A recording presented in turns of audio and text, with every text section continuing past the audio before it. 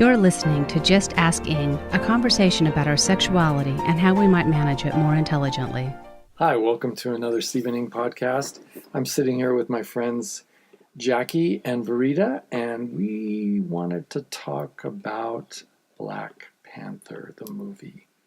After that, we're going to be talking about toxic masculinity, and then before we're done, we're going to be talking about drunk sex.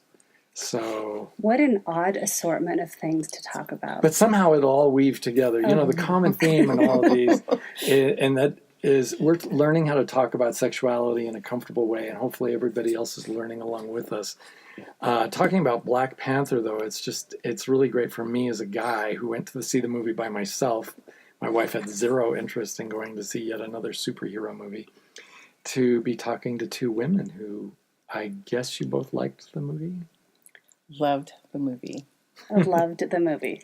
All right. So maybe we should be talking about what it is we all loved about the movie. But I specifically, I have to tell you, there were some things that I loved about the movie that were sexual and had nothing to do with the way the movie's been marketed or the way that it was perceived by many. But I have to say, although I have seen a lot of writing on this, about the general, who happens to be a very ferocious woman, and her small army of 6 soldiers who are all armed with spears and who perform magnificently in combat throughout the film. I have to say, I was really touched by that escape from gender stereotyping that we usually see without exception. You know, there are female heroes in the Marvel Cinematic Universe, like Black Widow, for example. But in this film, virtually every woman had a heroic role in the film. Without superpowers. Yeah. Mm-hmm. Although gifted with super weapons. Did you notice that? I mean, did that appeal to you too? Yeah, absolutely. They were just so strong and courageous. It was refreshing. Yeah, to see it. Why? Now tell me. I have my idea why I think it was refreshing. What did you like about it? Well, I liked it because it abandoned, for me, typical Black female characters of one. They're either one or the other. If they're darker skinned, like the women who were in Black Panther, they're usually maids or prostitutes. And if they're seen as beautiful and desirable, then they usually look like they're mixed race. Mm-hmm. So that was a huge departure to see these dark skinned Black women who were powerful and accomplished and brave. And beautiful. Yeah.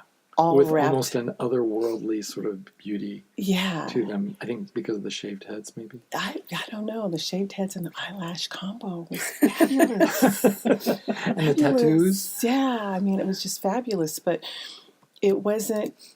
So often when we see Black women on the screen, we're relegated to these very almost...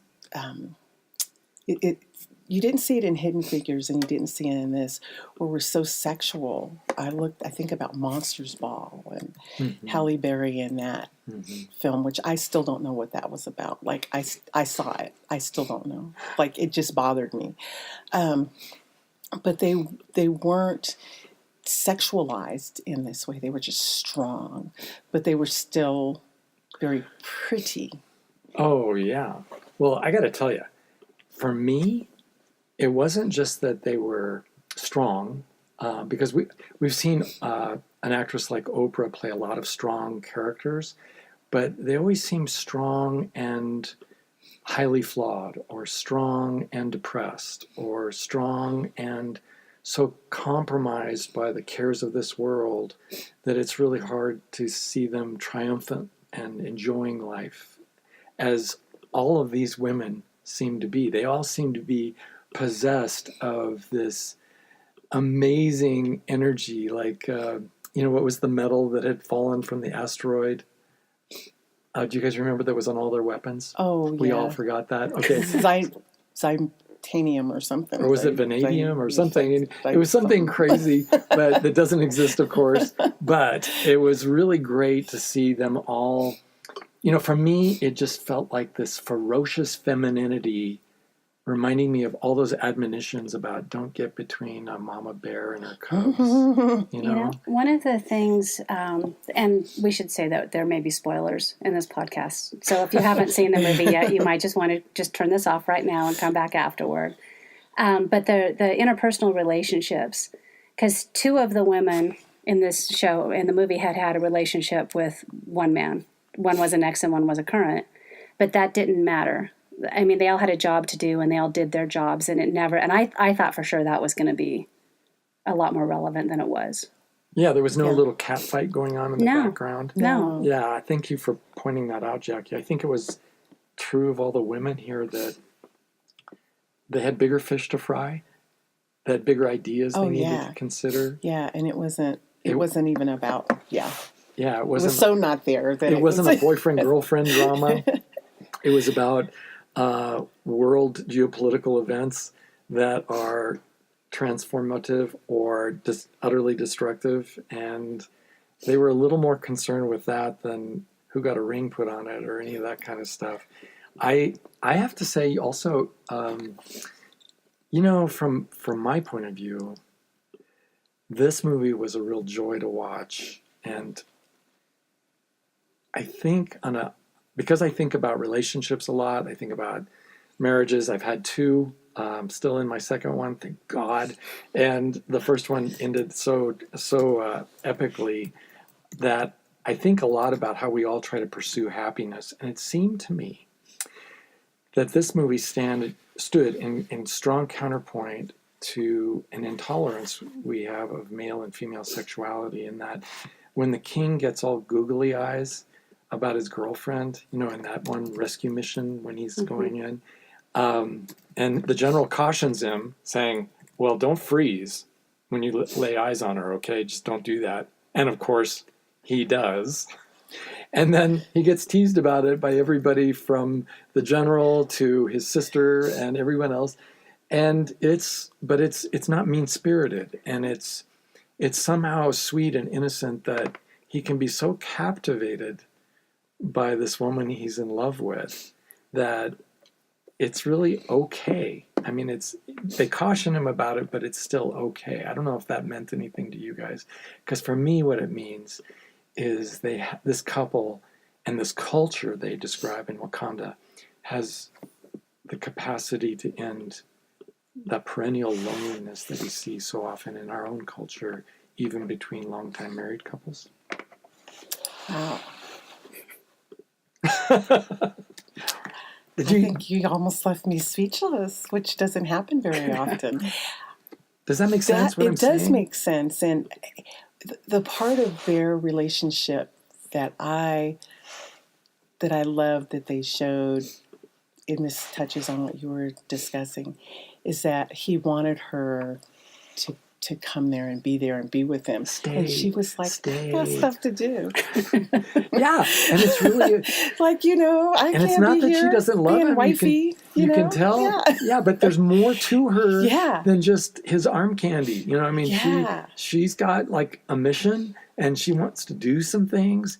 And I got to tell you that for me as a man, that just felt so exciting. That combined, I mean, her personal dreams and agenda combined with the ferocity just made it really a new archetype for what a partner could really be like. Somebody who really, for me as a man, to think about somebody who really had my back and who could be there for me just the way I dream of being there for my partner.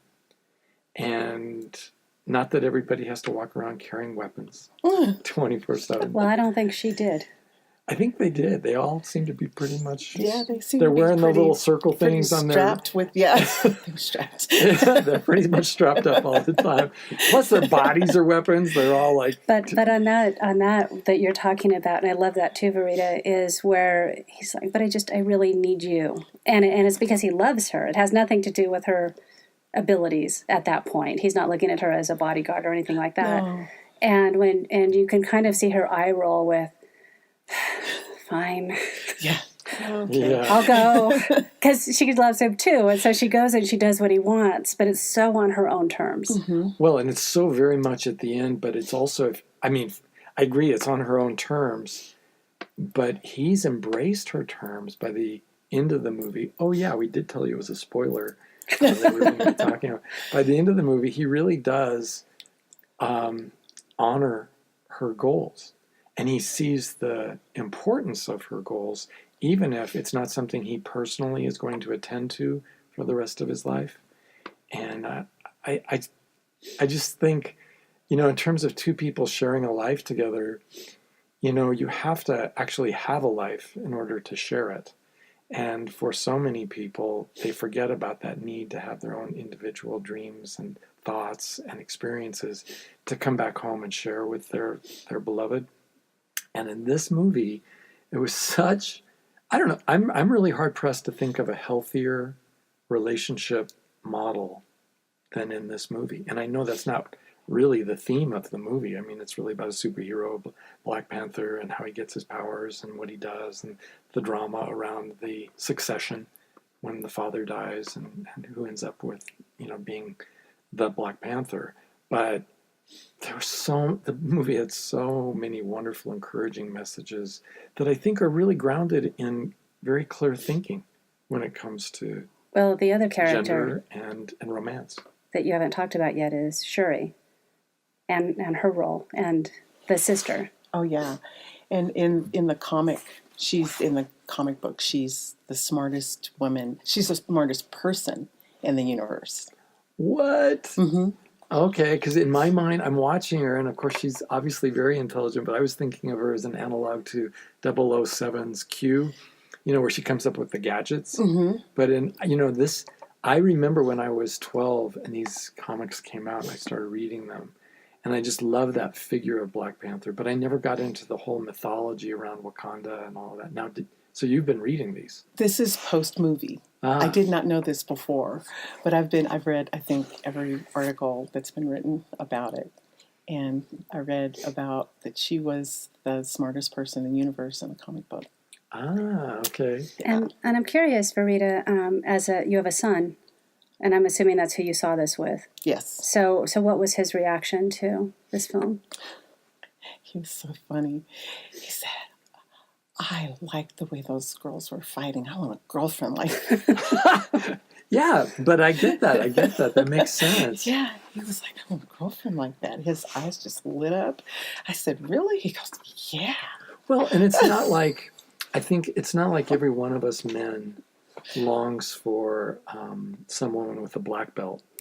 It's really more about that she would be willing to tap into her inner ferocity as a woman when necessary for a larger goal, whether it's protecting her family or, as in the case with the general who was willing to fight her own husband to protect her society from tremendous evil. That scene was so powerful. Oh, when she stood in front of the rhino. Spoiler alert. Well, Verita, you and I were talking about this before. What was your take on that? Oh, well, I didn't know what she was going to do. You're sitting there like, what is he going to do? What is she going to do? What are they going to do? And when he, spoiler alert, when he kind of just gave in to her. Well, tosses down his sword. Yeah. Yeah. I thought, and kneels. Oh, this is so fabulous. It absolutely punctuated her power. Yeah, and I found it, now you tell me what you think. I didn't think that his kneeling before the love of his life was demeaning at all. I thought it was just an affirmation of his adoration of her. I didn't think so. However, I had a conversation with a friend of mine who is a black male, and he said that part of the movie almost made him not like the movie. Well, I would love to have a conversation with that gentleman, because as a man, I'm thinking about all the men in history who got down on one knee to ask for the hand of the woman they're in love with. and how that really doesn't bother us at all, and that is when we talk about romance in that way, what we're talking about is, are you willing to be adored? Are you willing to give adoration? And can you tolerate it when it's directed to you? And I know millions of people struggle with that. So this is amazing and fascinating, and I wish we could talk about it the whole time. But we get to go talk about the more exciting, well, not the more exciting, the depressing subject of toxic masculinity.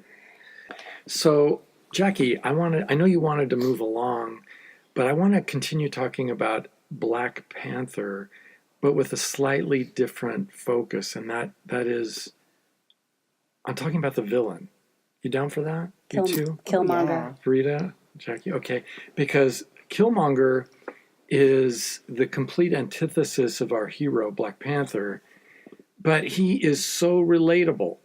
He is so well crafted, and he has so much depth to his character that it's really hard. It would be hard to just hate him as if he were a two-dimensional comic book villain, because he's not two-dimensional. No, he is not Dr. Evil. He is... No, there are layers to him, many layers, and a couple of those layers are good. Well, that is absolutely right, because he actually has a heart for the suffering. And he knows what it's like to suffer, and he doesn't want to see other people suffer the way that he has.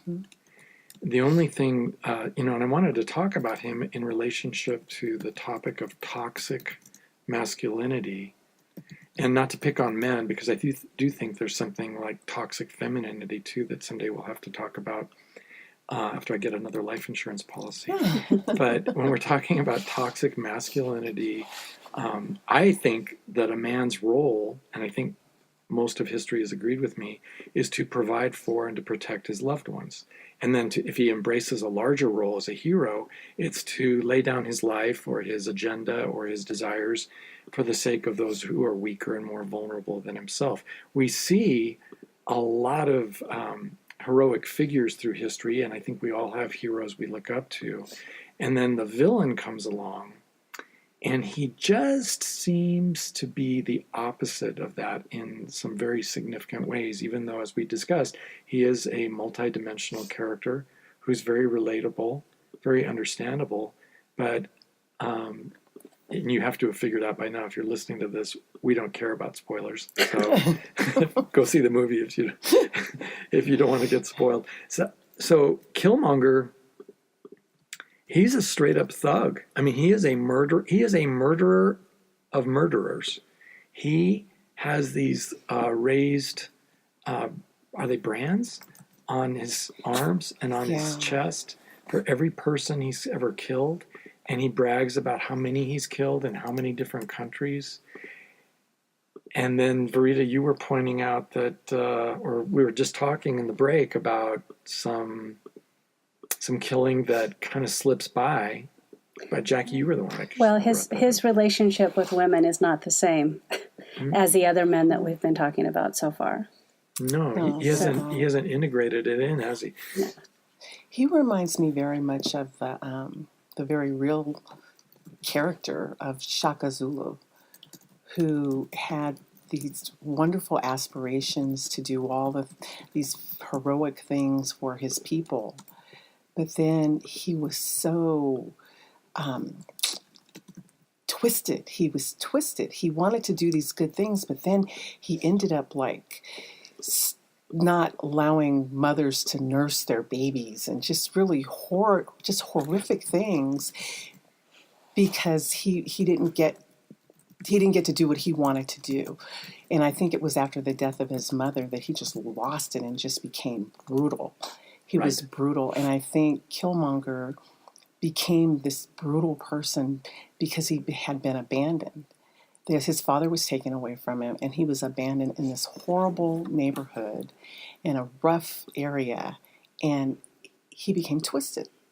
Yeah, and I think for me, when we talk about toxic masculinity, his being such a great example of that is at its highest, not later in the film when he tries to kill the king and he tries to send weapons all over the world, but when after after seeing his girlfriend earlier in the film and seeing how they rob together and how they're a dynamic duo together and all of that, when she gets taken hostage by another villain who's holding a gun to her head and who is withholding from Killmonger something he wants, Killmonger doesn't hesitate, and without even an instant of remorse showing on his face, just murders his girlfriend. Shoots her down just so that he doesn't have to deal with that obstacle on his way to getting what he wants.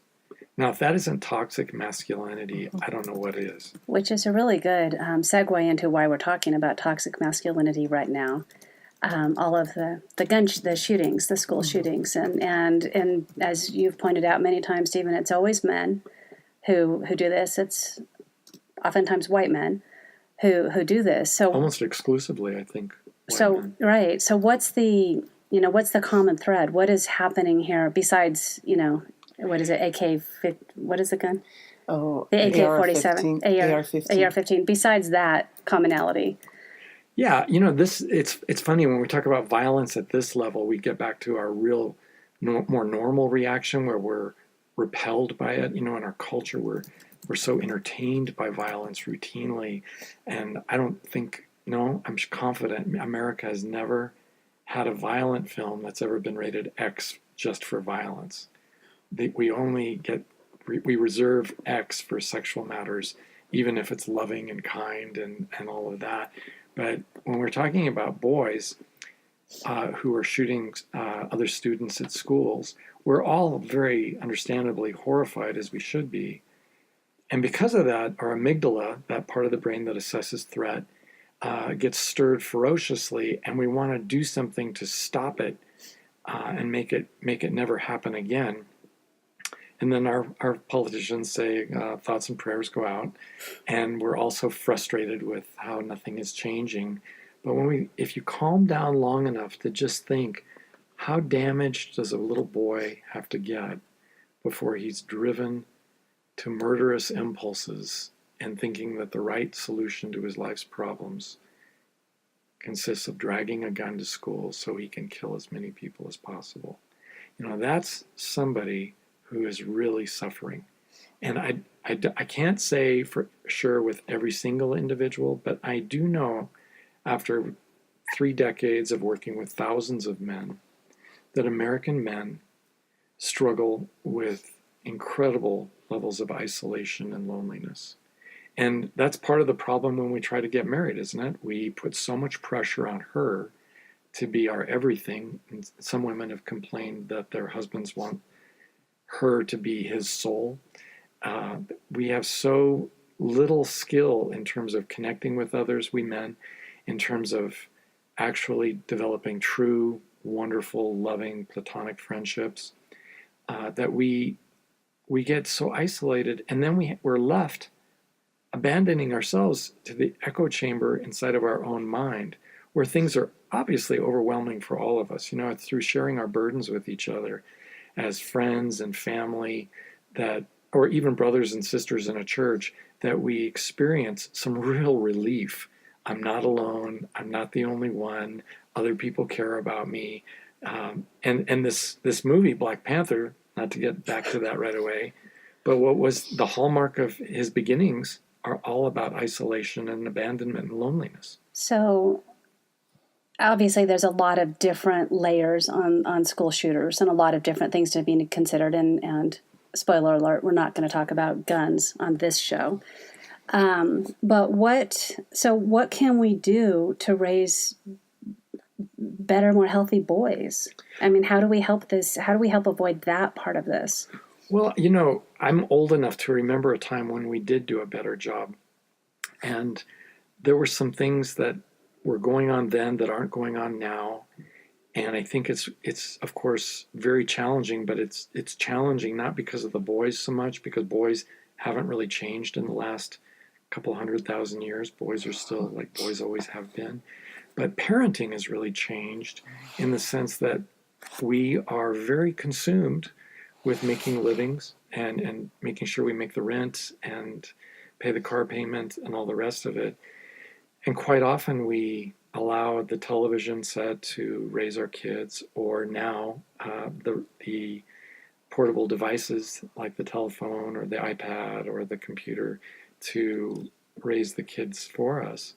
And I think that with girls, perhaps it's not such a serious problem because girls inherently are just more social.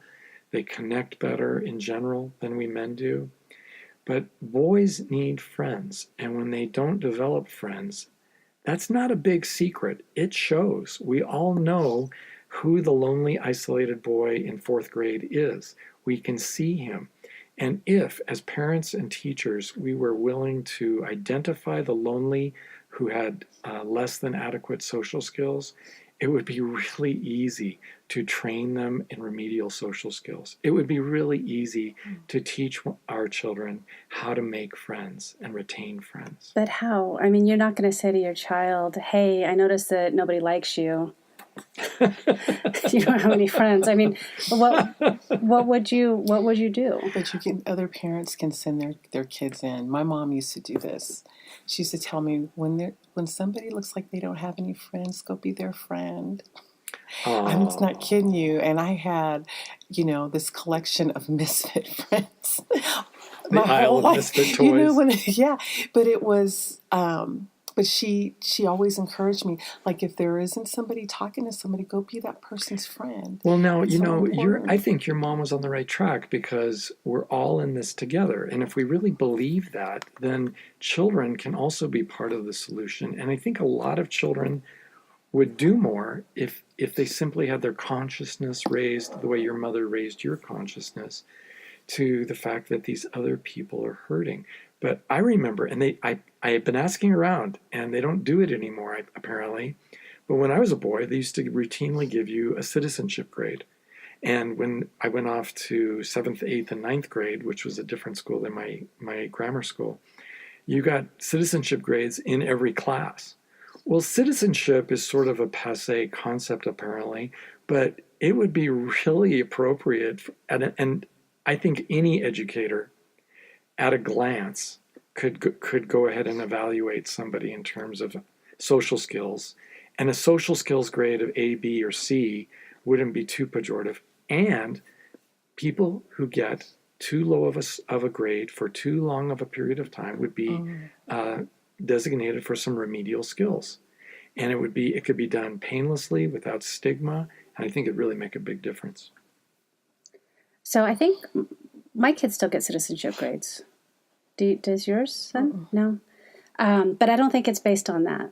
It's not based on social skills. A lot of the times when my kids get bad grades, it's because they're not paying attention. And one of the things that I think is interesting, and this is a whole nother topic, is how school is kind of designed for girls. I mean, physiologically, it's like if a boy gets antsy, and obviously this happens with girls too, but they don't want to sit still, they don't want to listen, they don't want to memorize, and that's bad. That's. Well, they're made of snakes and snails and puppy dog tails, so they're wiggling all over the place. Yeah. And it's really, I think for boys, even boys without ADHD, school is challenging. It really is. But the part I'm talking about with the boys who end up shooting, it's not every boy who ends up becoming a shooter, but it's millions and millions of American boys who are very lonely and isolated. It's just, we don't all start off the race of life from the same starting position. And some of us go through abuse. Some of us go through alcoholism in our families. Some of us deal with impediments to our learning. And I think after a while, these variables start stacking up. And for some people, they just become unbearable. I know we need to wrap up, but I can't leave this just sitting out there. Obviously, there are a lot of lonely girls as well. And a lot of girls who have the same social issues as boys do, but they're not shooting up schools. Well, I feel that that's a pretty big distraction, and because I know I'm never going to get an award for pointing out maybe how boys are hurting more than girls, because it's almost like a zero-sum game where who's hurting the worst. Okay, you win. But boys are clearly, by their symptomology of engaging in so much shooting, their fascination with weapons, their fascination with violence, boys are really suffering right now. And it's, I think, at epic proportions so that in this epidemic of violence that we have an excess of toxic masculinity. And the remedy, of course, is love. And if we could teach boys how to get and give the kind of love that they need, I think they would be a lot healthier for it. And of course, like right now, I'm thinking of boys under the age of puberty who simply need platonic friendships, but friendships kind of like we've all seen in the movies, including one, Stand By Me, that's kind of old now with River Phoenix, where boys really learn to love their companions, and they learn what loyalty is all about, and they learn that they're there for each other. That's a powerful lesson. And in contrast, you've got a guy sitting in his bedroom looking at his phone for hours on end, maybe playing Candy Crush, maybe sending text messages, but he's alone. He is terribly alone. And let's face it, most of these guys are looking at porn. They're spending hours and hours looking at porn. And that's, I'm all for the pleasures of the flesh. But I have to say, there's a time and a place for everything. And developmentally, those boys don't need porn. They need love. So stay tuned, or down the line, we will spend a whole segment talking about porn. We'll come back on that. I want to talk about something else. Okay, we're going to completely change the subject. This one has nothing to do with what we were just talking about. It kind of does. Oh, it does. Okay. Yeah, because I apologize. It's about sex and alcohol, or sex and drinking. And I think it has a lot to do with, well, what you brought up. There are a lot of girls who are still missing some important social skills, right along with those boys who are maybe even more messed up than the girls are. And when they go out on a date, and they want to be physically close, they want to kiss and make out and touch each other and maybe go farther than that, nobody seems to have the skills to do that preceded by a really enlightening conversation. I really like you. I like you too. I want to kiss you. I would love that. That sounds great. Can we go farther? How do you feel about that? Nobody is talking about that. And it's more like obtaining consent by braille. And usually we are obtaining, because we're nervous and uncomfortable, we're depending on alcohol to get the courage to go ahead and make those moves. And then she maybe drinks too much, he drinks too much, they both go to bed, and the next day he doesn't call, she doesn't feel so good about it, and now they have what some people have called regretted sex. It was consensual in the moment, but later on it's not. And that is, that's a real problem in our society. Well, and I remember in my younger days, we would pre-drink. We would drink at home before we would go to the bar, just to have the courage to walk into the bar where we would have more drinks. Right. And I think that maybe one of your points is that's probably not the smartest way to go find a man. Well, we've talked on previous podcasts about victim shaming, and I know that there are listeners who are going to be really sensitive to that.